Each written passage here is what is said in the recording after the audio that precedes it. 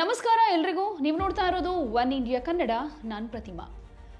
ನಮ್ಮ ರಾಜ್ಯ ರಾಜಕೀಯದಲ್ಲಿ ಯಾವಾಗಲೂ ಈ JDSನ ಭದ್ರಕೋಟೆ ಅಂತಾನೆ ಗುರುತಿಸಿಕೊಂಡಿದ್ದಂತಹ ಮಂಡ್ಯ ಜಿಲ್ಲೆಯಲ್ಲಿ ಈಗ ಒಂದು ಹೊಸ ರಾಜಕೀಯ ಚರ್ಚೆ ಬಿಜೆಪಿ ನಾಯಕ ಪ್ರೀತಮ್ ಗೌಡ ಅವರ ಹೇಳಿಕೆಯಿಂದ ಶುರುವಾಗ್ತಾ ಇದೆ.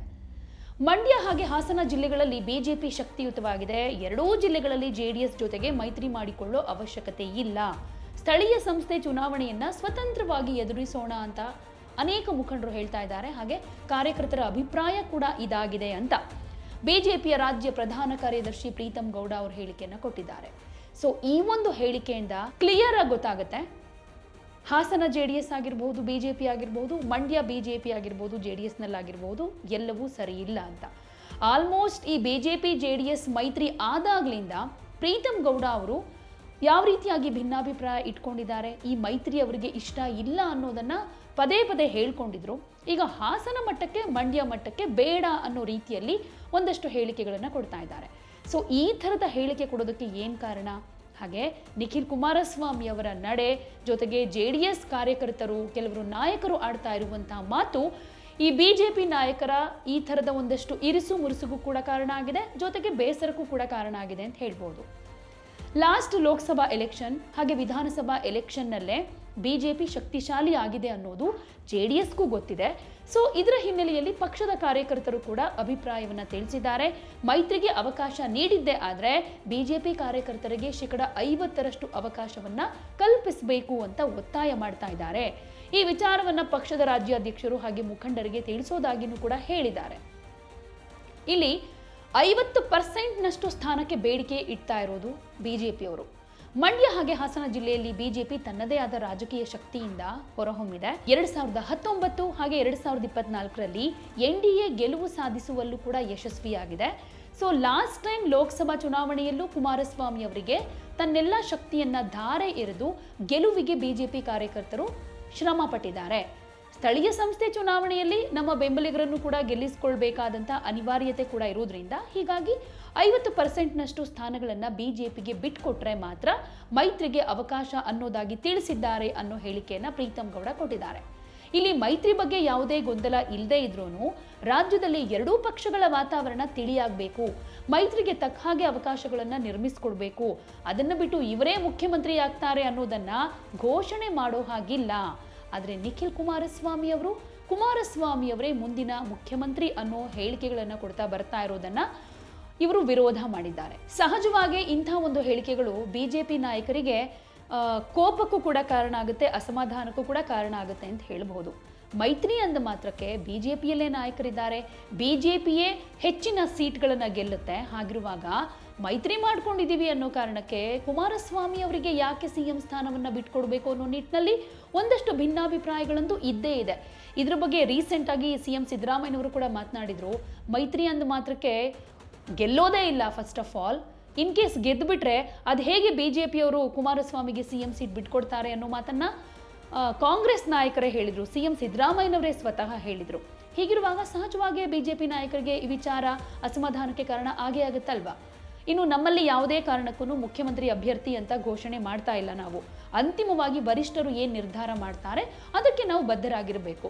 ಅದನ್ನ ಬಿಟ್ಟು ಮೊದಲೇ ಇವರೇ ಅವರೇ CM ಅಂತ ಹೇಳ್ಕೊಂಡು ಓಡಾಡೋದು ಸರಿಯಲ್ಲ ಅನ್ನೋ ಮಾತನ್ನ ಕೂಡ ಅವ್ರು ಹೇಳಿದ್ದಾರೆ.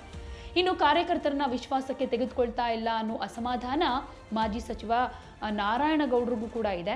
ಸೊ ಇದರ ಬಗ್ಗೆನೇ ಅವರು ಮಾತನಾಡಿ JDS ಯುವ ನಾಯಕ ನಿಖಿಲ್ ಕುಮಾರಸ್ವಾಮಿ ಅವರು ಬಾಯಿಗೆ ಬಂದ ಹಾಗೆ ಮಾತನಾಡ್ತಾ ಇರೋದನ್ನ ನೋಡ್ತಾ ಇದ್ದೀವಿ. ಅವರು ಮೊದಲು ದೊಡ್ಡ ದೊಡ್ಡ ನಾಯಕರ ಬಗ್ಗೆ ಹಗುರವಾಗಿ ಮಾತನಾಡೋದನ್ನ ಬಿಡಬೇಕು. ನಾವು ಕೂಡ ಮಾತನಾಡಬಹುದು, ಆದರೆ ಪಕ್ಷದ ಗೌರವಕ್ಕೆ ಧಕ್ಕೆ ಆಗುತ್ತೆ ಅನ್ನೋ ಕಾರಣಕ್ಕೆ ನಾವು ಸುಮ್ಮನಿದ್ದೀವಿ ಅಂತ ಹೇಳ್ತಾ ಇದ್ದಾರೆ. ನಾವು ಗೊಂದಲ ನಿರ್ಮಾಣವನ್ನ ಮಾಡಬಾರದು ಅಂತ ಸುಮ್ಮನಿದ್ದೀವಿ. ಇದ್ರ ಬಗ್ಗೆ ರಾಜ್ಯ ಪ್ರಧಾನ ಕಾರ್ಯದರ್ಶಿಗಳ ಗಮನಕ್ಕೂ ಕೂಡ ತಂದಿದ್ದೀವಿ. ಸರಿಪಡಿಸದೇ ಇದ್ರೆ ನಾವೇ ಮುಖಂಡರ ನಿಯೋಗ ಕೇಂದ್ರದ ನಾಯಕರ ಬಳಿ ಹೋಗಿ ಮನವರಿಕೆ ಮಾಡಿಕೊಡ್ತೀವಿ ಅಂತ ಎಚ್ಚರಿಕೆ ಕೂಡ ಕೊಟ್ಟಿದ್ದಾರೆ. ಅಂದ್ರೆ ಇಲ್ಲಿ ಬಿಜೆಪಿ ನಾಯಕರ ಅಸಮಾಧಾನಕ್ಕೆ ನಿಖಿಲ್ ಕುಮಾರಸ್ವಾಮಿ ಅವರ ನಡೆ ಆಗಿರ್ಬೋದು, JDSನ ಕೆಲವು ನಾಯಕರ ಹೇಳಿಕೆಗಳಾಗಿರ್ಬೋದು, ಜೊತೆಗೆ ಕಾರ್ಯಕರ್ತರು ನಡ್ಕೊಳ್ತಾ ಇರೋ ರೀತಿ ಮಾತ್ರ ಇಲ್ಲಿ ಒಂದಷ್ಟು ಭಿನ್ನಾಭಿಪ್ರಾಯ ಹೆಚ್ಚು ಮಾಡೋ ರೀತಿಯಲ್ಲೇ ಕಾಣಿಸ್ಕೊಳ್ತಾ ಇದೆ. ಮೈತ್ರಿಗೆ ಧಕ್ಕೆ ತರೋದಕ್ಕೆ ಈ ಅಂಶಗಳೇ ಇಲ್ಲಿ ಮೇನ್ ಫ್ಯಾಕ್ಟರ್ ಆಗಬಹುದು. ಇನ್ನು ಬಿಜೆಪಿಗೆ ತುಂಬಾನೇ ಕಾನ್ಫಿಡೆನ್ಸ್ ಬರ್ತಾ ಇದೆ ಇವಾಗ. ಯಾಕೆಂದ್ರೆ ಮಂಡ್ಯದಲ್ಲಾಗಿರಬಹುದು, ಹಾಸನದಲ್ಲಾಗಿರ್ಬೋದು BJP ಸ್ಟ್ರಾಂಗ್ ಆಗ್ತಾ ಇದೆ ಅಂತ. ಲಾಸ್ಟ್ ಟೈಮ್ ಎಲೆಕ್ಷನ್ನಲ್ಲಿ ಅಂದರೆ ಲೋಕಸಭಾ ಎಲೆಕ್ಷನ್ನಲ್ಲಿ ಕುಮಾರಸ್ವಾಮಿ ಗೆದ್ರು MP ಆದರು. ಇದಕ್ಕೆ BJPಯ ಒಂದಷ್ಟು ಸಪೋರ್ಟ್ ಜಾಸ್ತಿ ಇತ್ತು, BJPಯ ಪಾಲು ಕೂಡ ಜಾಸ್ತಿ ಇತ್ತು ಅಂತ ಹೇಳ್ಬಹುದು. ಈ ಹಿಂದೆ ಸುಮಲತಾ ಗೆಲುವಿನಲ್ಲೂ ಕೂಡ BJP ಅಷ್ಟೇ ಎಫರ್ಟ್ ಹಾಕಿತ್ತು ಅನ್ನೋದನ್ನು ನಾವಿಲ್ಲಿ ನೆನಪು ಮಾಡ್ಕೊಳ್ಬೇಕು. ಈಗ ಸದ್ಯಕ್ಕಂತೂ ಮಂಡ್ಯದಲ್ಲಿ ಈ ಲೋಕಸಭಾ ಎಲೆಕ್ಷನ್ನಲ್ಲಿ ಮೋದಿ ಹವಾ ಇದ್ದಿದ್ದು ಸ್ಪಷ್ಟವಾಗಿ ಕಾಣಿಸ್ತು.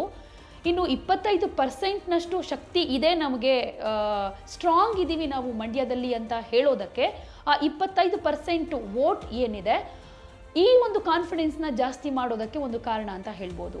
ಈ ನಿಟ್ಟಿನಲ್ಲೇ ಲೋಕಸಭಾ ಎಲೆಕ್ಷನ್ನಲ್ಲಿ ಯಾವ ರೀತಿಯಾಗಿ ಮ್ಯಾಜಿಕ್ ಆಯಿತು, ಮೋದಿ ಹವಾ ಕ್ರಿಯೇಟ್ ಆಯಿತು, ನೆಕ್ಸ್ಟ್ ವಿಧಾನಸಭಾ ಎಲೆಕ್ಷನ್ನಲ್ಲೂ ಕೂಡ ಅದು ಮುಂದುವರಿಯುತ್ತೆ ಅನ್ನುವಂಥ ಕಾನ್ಫಿಡೆನ್ಸ್ BJP ನಾಯಕರಲ್ಲಿದೆ. ಹಾಗಾಗಿನೇ ಮಂಡ್ಯ ಹಾಗೆ ಹಾಸನದಲ್ಲಿ ಏನು ಮೈತ್ರಿ ಬೇಕಾಗಿಲ್ಲ, ಇನ್ ಕೇಸ್ ಮೈತ್ರಿ ಮಾಡ್ಕೊಳ್ಳೋದೇ ಆದರೆ BJP ಅವರಿಗೆ ಸೀಟ್ ಬಿಟ್ಕೊಡ್ಬೇಕು ಅನ್ನೋ ನಿಟ್ಟಿನಲ್ಲಿ ಮಾತನಾಡ್ತಾ ಇದ್ದಾರೆ. ಇನ್ನು ಪ್ರೀತಮ್ ಗೌಡ ಅವರ ಈ ಹೇಳಿಕೆನ ನೋಡಿದ್ರೆ ಇದು ನಿಜಕ್ಕೂ ರಾಜಕೀಯದಲ್ಲಿರುವಂಥ ಅಂದರೆ ಪೊಲಿಟಿಕಲ್ ಕಾನ್ಫಿಡೆನ್ಸ್ ಇಷ್ಟೊಂದು ಜಾಸ್ತಿ ಇದೆಯಾ ಅಥವಾ ನೆಲಮಟ್ಟದ ರಾಜಕೀಯ ಬದಲಾವಣೆಯಲ್ಲಿ ಸ್ಪಷ್ಟವಾಗಿ ಕಾಣ್ತಾ ಇರೋದಕ್ಕೇನೆ ಈ ಸೂಚನೆನಾ ಅಂತ ಅನ್ಸುತ್ತೆ. ಮಂಡ್ಯ JDSನ ಭದ್ರಕೋಟೆಯಾಗಿತ್ತು, ಆದರೆ ಮುಂಚೆ ಹೇಗಿತ್ತು ಇವಾಗ ಹೇಗಿದೆ ಅನ್ನೋದು ಕೂಡ ಇಲ್ಲಿ ಗಮನಿಸಬೇಕು. ಮಂಡ್ಯ ಜಿಲ್ಲೆ ಅಂತಂದ್ರೆ ದಶಕಗಳಿಂದ ದೇವೇಗೌಡ ಅವರ ಕುಟುಂಬದ ಪ್ರಭಾವ ಜಾಸ್ತಿನೇ ಇದೆ.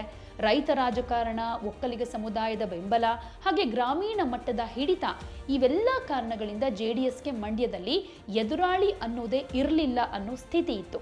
ಆದರೆ ಕಳೆದ ಕೆಲವು ವರ್ಷಗಳಲ್ಲಿ ಈ ಚಿತ್ರಣ ಕಂಪ್ಲೀಟ್ ಆಗಿ ಚೇಂಜ್ ಆಗ್ತಾ ಇದೆ. JDS ಪ್ರಾಬಲ್ಯಕ್ಕೆ ಅನೇಕ ಬಿರುಕುಗಳು ಇಲ್ಲಿ ಕಾಣಿಸ್ಕೊಳ್ತಾ ಇವೆ. ಇಲ್ಲಿ ಗಮನಿಸಬೇಕಾಗಿರೋ ಒಂದಷ್ಟು ಅಂಶಗಳು ಅಂತಂದ್ರೆ, ಒಂದು ಕುಟುಂಬ ರಾಜಕಾರಣದ ಬಗ್ಗೆ ಹೆಚ್ಚಿದ ಅಸಮಾಧಾನ ಆಗಿರ್ಬೋದು, ಯುವ ಮತದಾರರಲ್ಲಿ JDS ಮೇಲಿನ ಆಸಕ್ತಿ ಕಮ್ಮಿ ಆಗ್ತಾ ಇದೆ, ಸ್ಥಳೀಯ ಸಮಸ್ಯೆಗಳ ಪರಿಹಾರದಲ್ಲಿ ಫೇಲ್ಯೂರ್ ಆಗಿದೆ ಅನ್ನೋ ಆರೋಪ ಇದೆ.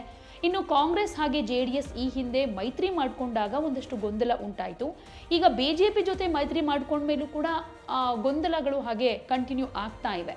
ಇವೆಲ್ಲವೂ ಸೇರಿ JDSನ ಸಾಂಪ್ರದಾಯಿಕ ಮತ ಬ್ಯಾಂಕ್ ಈಗ ಅಷ್ಟು ಗಟ್ಟಿಯಾಗಿಲ್ಲ ಅನ್ನೋ ಸಂದೇಶವನ್ನ ಕೊಡ್ತಾ ಇವೆ. ಇನ್ನು BJP ಇಲ್ಲಿ ನಿಜಕ್ಕೂ ಸ್ಟ್ರಾಂಗ್ ಆಗ್ತಾ ಇದೆಯಾ ಅಂತ ನೋಡೋದಾದ್ರೆ, ಇಲ್ಲಿ ಪ್ರೀತಮ್ ಗೌಡ ಅವರ ಹೇಳಿಕೆಗೆ ಒಂದಷ್ಟು ಅರ್ಥ ಸಿಗುತ್ತೆ. BJP ಮಂಡ್ಯದಲ್ಲಿ ಯಾವ ರೀತಿ ಸ್ಟ್ರಾಂಗ್ ಆಗ್ತಾ ಇದೆ ಅಂತ ಹೇಳೋದಾದ್ರೆ, ಬೂತ್ ಮಟ್ಟದ ಸಂಘಟನೆಯ ಬಲ ಜಾಸ್ತಿ ಆಗ್ತಾ ಇದೆ, RSS ಹಿನ್ನೆಲೆಯ ಕಾರ್ಯಕರ್ತರ ನೆಟ್ವರ್ಕ್ ಅಲ್ಲಿ ಚೆನ್ನಾಗಿ ವರ್ಕ್ ಮಾಡ್ತಾ ಇದೆ, ಸ್ಥಳೀಯ ನಾಯಕತ್ವದ ಬೆಳವಣಿಗೆ ಕೂಡ ಅಲ್ಲಿ ಕಾಣಿಸ್ಕೊಳ್ತಾ ಇದೆ. ಇನ್ನು ಪ್ರಧಾನಿ ಮೋದಿ ಅವರ ಇಮೇಜ್ ಕೂಡ ಇದಕ್ಕೆ ಪುಷ್ಟಿ ಕೊಡುತ್ತೆ. ಹಾಗೆ ಕೇಂದ್ರ ಸರ್ಕಾರದ ಯೋಜನೆಗಳ ಪ್ರಚಾರ ಆಗಿರಬಹುದು. ಒಂದು ಕಾಲದಲ್ಲಿ ಮಂಡ್ಯದಲ್ಲಿ BJPಗೆ ಅವಕಾಶವೇ ಇಲ್ಲ ಅನ್ನೋ ಹಾಗಿತ್ತು, ಆದರೆ ಈಗ BJP ಸ್ಪರ್ಧಾತ್ಮಕ ಶಕ್ತಿಯಾಗಿ ಕಾಣಿಸ್ಕೊಳ್ತಾ ಇದೆ. 2019ರ ಚುನಾವಣೆ ಕೊಟ್ಟ ಸಂದೇಶ ಕೂಡ ಇದಕ್ಕೆ ಬೆಸ್ಟ್ ಎಕ್ಸಾಂಪಲ್. 2019ರ ಲೋಕಸಭಾ ಎಲೆಕ್ಷನ್ ಅನ್ನ ನೋಡಿದ್ರೆ, ಆ ರಿಸಲ್ಟ್ ಅನ್ನ ಗಮನಿಸಿದ್ರೆ, ಇಲ್ಲಿ JDSಗೆ ಸಾಂಪ್ರದಾಯಿಕ ಬೆಂಬಲ ಇದ್ರೂನು ಮತ ವಿಭಜನೆ ಅಂತ ಬಂದಾಗ ಮೈತ್ರಿಯ ಗೊಂದಲ ಇವೆಲ್ಲವೂ JDSಗೆ ಹಿನ್ನಡೆಯನ್ನುಂಟು ಮಾಡಿದ್ವು. ಇದರ ಅರ್ಥ ಏನು ಅಂತಂದ್ರೆ, ಮಂಡ್ಯದಲ್ಲಿ JDS ಏಕೈಕ ರಾಜಕೀಯ ಶಕ್ತಿ ಅಲ್ಲ ಅನ್ನೋದು ಸ್ಪಷ್ಟವಾಗಿ ಕಾಣಿಸುತ್ತೆ. ಸೊ ಪ್ರೀತಮ್ ಗೌಡ ಅವರ ರಾಜಕೀಯ ಹೇಳಿಕೆಯ ತಂತ್ರಗಾರಿಕೆ ಕೂಡ ಇದರಲ್ಲಿ ಅಡಗಿದೆ ಅಂತ ಹೇಳಬಹುದು.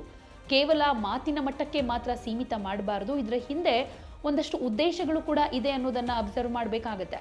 JDS ಕಾರ್ಯಕರ್ತರ ಮನೋಬಲಕ್ಕೆ ಧಕ್ಕೆ ಉಂಟಾಗಬಹುದು, BJP ಕಾರ್ಯಕರ್ತರಲ್ಲಿ ಆತ್ಮವಿಶ್ವಾಸವನ್ನ ತುಂಬೋದಾಗಿರಬಹುದು, ಮಂಡ್ಯದಲ್ಲಿ BJP ಗೆಲ್ಲಬಹುದು ಅನ್ನುವಂಥ ನೆರೇಟಿವ್ ಅನ್ನ ಇವರು ಕ್ರಿಯೇಟ್ ಮಾಡ್ತಾ ಇದ್ದಾರೆ. ಯಾಕೆಂದ್ರೆ ರಾಜಕೀಯದಲ್ಲಿ ಒಂದು ಪರ್ಸೆಪ್ಷನ್ ಅಂತ ಅಂದ್ರೆ ಅಲ್ಲಿ ಗೆಲುವು ಅಂತಾನೆ ಇರುತ್ತೆ. ಸೊ ಇದೊಂದಿಷ್ಟು ಲೆಕ್ಕಾಚಾರಗಳನ್ನ ಗಮನಿಸೇ ಪ್ರೀತಮ್ ಗೌಡ ಅವರು ಈ ಹೇಳಿಕೆಯನ್ನ ಕೊಟ್ಟಿರಬಹುದು. ಇನ್ನು BJPಗೆ ಇಲ್ಲಿ ಒಂದಷ್ಟು ಸವಾಲುಗಳು ಕೂಡ ಇದೆ. ಅಂದ್ರೆ BJP ಸ್ಟ್ರಾಂಗ್ ಆಗ್ತಾ ಇದೆ ಮಂಡ್ಯ ಹಾಸನದಲ್ಲಿ ಅಂತ ಹೇಳೋದಾದ್ರೆ ಎಲ್ಲವೂ ಕೂಡ ಪೂರಕವಾದ ವಾತಾವರಣ ಇಲ್ಲ. ಇಲ್ಲಿ ಒಂದು ಪ್ರಶ್ನೆ ಉಳ್ಕೊಳ್ಳುತ್ತೆ, BJP ನಿಜಕ್ಕೂ ಮಂಡ್ಯದಲ್ಲಿ JDSನಷ್ಟೇ ಸ್ಟ್ರಾಂಗ್ ಇದೆಯಾ? ಯಾಕಂದ್ರೆ JDS ಇನ್ನೂ ಕೂಡ ಗ್ರಾಮೀಣ ಮಟ್ಟದಲ್ಲಿ ಹಿಡಿತ ಇಟ್ಕೊಂಡಿದೆ. ದೇವೇಗೌಡ ಕುಟುಂಬದ ಭಾವನಾತ್ಮಕ ಪ್ರಭಾವ ಕೂಡ ಅಲ್ಲಿ ಬೀರಿದೆ, ಅದೇನು ಸಂಪೂರ್ಣವಾಗಿ ಮಾಯ ಆಗಿಲ್ಲ. ಸ್ಥಳೀಯ ಸಮಸ್ಯೆಗಳ ಪರಿಹಾರದಲ್ಲಿ BJP ಇನ್ನೂ ಕೂಡ ಪರೀಕ್ಷೆಗೆ ಒಳಗಾಗಿದೆ. ಅಂದರೆ BJP ಏರಿಕೆಯಲ್ಲಿದ್ರೂ ಕೂಡ ದಾರಿ ಅಷ್ಟೊಂದು ಈಸಿ ಇಲ್ಲ. ಸೊ ಅಂತಿಮವಾಗಿ ಹೇಳೋದಾದ್ರೆ, ಪ್ರೀತಮ್ ಗೌಡ ಅವರ ಹೇಳಿಕೆ ಮಂಡ್ಯದ ರಾಜಕೀಯ ಬದಲಾವಣೆಯ ಸಂಕೇತ ಅನ್ನೋದು ಕೂಡ ಹೌದು. JDSನ ಏಕಾಏಕಿ ಪ್ರಾಬಲ್ಯದ ಯುಗ ಮುಗಿತಾ ಇದೆ ಅನ್ನೋದು ಕೂಡ ಇಲ್ಲಿ ಕಾಣಿಸ್ಕೊಳ್ತಾ ಇದೆ. ಸೊ BJP ಈಗ ಗಂಭೀರ ಸ್ಪರ್ಧಿಯಾಗಿ ಹೊರಹೊಮ್ಮಿದೆ. ಸೊ ನೆಕ್ಸ್ಟ್ ಲೋಕಸಭಾ ಎಲೆಕ್ಷನ್ ಆಗಿರಬಹುದು, ವಿಧಾನಸಭಾ ಎಲೆಕ್ಷನ್ ಆಗಿರಬಹುದು, ಇದು ಮೈತ್ರಿಯ ಮೇಲೆ ಒಂದಷ್ಟು ಹೊಡೆತ ಬೀಳೋದಕ್ಕೂ ಕೂಡ ಕಾರಣ ಆಗಬಹುದು, ಅಥವಾ ಒಂದಷ್ಟು ರಾಜಿ ಮಾಡಿಕೊಳ್ಳೋ ತಂತ್ರಕ್ಕೆ ಮೊರೆ ಹೋದರೆ ಮೈತ್ರಿ ಅಭ್ಯರ್ಥಿಯನ್ನ ನಿಲ್ಲಿಸಿದ್ರೂ ಅಲ್ಲಿ ಬಿಜೆಪಿಗೇನೆ ಹೆಚ್ಚು ಮನ್ನಣೆಯನ್ನ ಕೊಡೋ ಚಾನ್ಸಸ್ ಕೂಡ ಇರುತ್ತೆ. ಸೊ ಪರಿಸ್ಥಿತಿ ಹೀಗಿದೆ. ನಿಖಿಲ್ ಕುಮಾರಸ್ವಾಮಿ ಅವರ ಮಾತಿಗೆ ಈಗ ಒಂದಷ್ಟು ಬ್ರೇಕ್ ಹಾಕೋ ಪ್ರಯತ್ನಗಳು ಕೂಡ ನಡೀತಾ ಇದೆ. ಯಾಕಂದ್ರೆ ಅವ್ರು 3 ಸಲ ಚುನಾವಣೆಯಲ್ಲಿ ಸೋತಿದ್ದಾರೆ. ಈಗ ಬಂದು ನಮ್ಮ ಅಭ್ಯರ್ಥಿಗೆ ಸಪೋರ್ಟ್ ಮಾಡಿ ಅಂತ ಅಂದರೆ ಇನ್ನು ಎಲೆಕ್ಷನ್ನು ತುಂಬ ದೂರದ ಮಾತು. ಆಗ್ಲೇ ನೆಕ್ಸ್ಟ್ ಇವರಿಗೇನೆ ಸಪೋರ್ಟ್ ಮಾಡಿ ಅನ್ನೋ ನಿಟ್ಟಿನಲ್ಲೆಲ್ಲ ಮಾತನಾಡ್ತಾ ಇದ್ದಾರೆ KR ಪೇಟೆಯ ಶಾಸಕರಿಗೆ. ಹೀಗಿರುವಾಗ ಒಂದಷ್ಟು ಮಾತಿಗೆ ಕಡಿವಾಣ ಹಾಕಬೇಕು, ಏನು ಮಾತನಾಡಬೇಕು ಏನು ಮಾತನಾಡಬಾರ್ದು ಅನ್ನೋದ್ರ ಬಗ್ಗೆ ಅರಿವಿಟ್ಕೊಂಡು ಮಾತನಾಡಬೇಕು. ಕಾರ್ಯಕರ್ತರಾಗಿರ್ಬೋದು, JDS ನಾಯಕರಾಗಿರ್ಬೋದು, ಇವರೆಲ್ಲರಿಗೂ ಸಂದೇಶ ಕೊಡೋ ನಿಟ್ಟಿನಲ್ಲೇ ಪ್ರೀತಮ್ ಗೌಡ ಅವರು ಇಂಥ ಒಂದು ಹೇಳಿಕೆಯನ್ನು ಕೊಟ್ಟಿದ್ದಾರೆ. ಸೊ ಕಾದು ನೋಡೋಣ. ಈಗ ಪ್ರೀತಮ್ ಗೌಡ ಅವರ ಹೇಳಿಕೆಗಳಿಗೂ ಕೂಡ JDS ನಾಯಕರಿಗೆ ಸಹಜವಾಗಿ ಅಸಮಾಧಾನ ಆಗಿರುತ್ತೆ. ಇದಕ್ಕೆ ಕೌಂಟರ್ ಕೊಡೋದಕ್ಕೆ ಮತ್ತೆ ಅವರು ಯಾವ ರೀತಿ ಹೇಳಿಕೆಗಳನ್ನು ಕೊಡ್ತಾರೋ ಗೊತ್ತಿಲ್ಲ. ಸೊ ಭಿನ್ನಮತ ಅಂತೂ ಇದ್ದೇ ಇದೆ. ಇದು ಇನ್ನೂ ಸ್ಫೋಟ ಆಗಬಾರ್ದು, ಇಲ್ಲೇ ಶಮನ ಆಗಬೇಕು ಅನ್ನೋ ನಿಟ್ಟಿನಲ್ಲಿ BJP ರಾಜ್ಯಾಧ್ಯಕ್ಷ ವಿಜಯೇಂದ್ರ ಆಗಿರ್ಬೋದು, ಇನ್ನು ಇದಕ್ಕೆ ಸಂಬಂಧಪಟ್ಟ ಹಾಗೆ ಕುಮಾರಸ್ವಾಮಿ ಅವರಾಗಿರ್ಬಹುದು, ದೇವೇಗೌಡರಾಗಿರ್ಬಹುದು, ಯಾವ ರೀತಿಯಾದಂಥ ಎಚ್ಚರಿಕೆಯನ್ನು ಕೊಡ್ತಾರೆ, ನಾಯಕರ ಮಾತಿಗೆ ಕಡಿವಾಣವನ್ನು ಹಾಕ್ತಾರಾ, ಮೈತ್ರಿಯಲ್ಲಿ ಬಿರುಕಿಲ್ಲ ಅಂತ ತೋರಿಸ್ಕೊಳ್ಳೋದಕ್ಕೆ ಈಗ ಏನು ಒಂದಷ್ಟು ಭಿನ್ನಮತ ಕ್ರಿಯೇಟ್ ಆಗಿದೆ, ಇದನ್ನು ಶಮನಗೊಳಿಸೋದಕ್ಕೆ ಯಾವ ರೀತಿ ಮಾಸ್ಟರ್ ಪ್ಲಾನ್ ಮಾಡಬಹುದು, ಅದಕ್ಕೆ ಹಾಸನದ ನಾಯಕರು JDS BJP ನಾಯಕರಾಗಿರ್ಬೋದು, ಮಂಡ್ಯದ BJP JDS ನಾಯಕರಾಗಿರ್ಬೋದು, ಇದೆಲ್ಲದಕ್ಕೂ ತಲೆ ಬಾಗ್ತಾರಾ, ಒಪ್ಪಿಗೆ ಕೊಡ್ತಾರಾ, ಕಾದು ನೋಡೋಣ. ಹಾಗಾದ್ರೆ ಈ ವಿಚಾರದ ಬಗ್ಗೆ ನಿಮ್ಮ ಒಪಿನಿಯನ್ ಏನು? ಹಾಸನ ಹಾಗೆ ಮಂಡ್ಯದಲ್ಲಿ ನಿಜಕ್ಕೂ BJP ಸ್ಟ್ರಾಂಗ್ ಆಗ್ತಾ ಇದೆಯಾ? ಮುಂದೆ JDSನ ಸಹಕಾರ ಇಲ್ಲದೆ ಅಂದರೆ ಮೈತ್ರಿ ಇಲ್ಲ ಅನ್ನೋದಾದ್ರೂ BJP ಗೆಲ್ಲೋ ಚಾನ್ಸಸ್ ಇದೆಯಾ? ನಿಮ್ಮ ಉತ್ತರವನ್ನು ಕಮೆಂಟ್ ಮೂಲಕ ತಿಳಿಸಿ.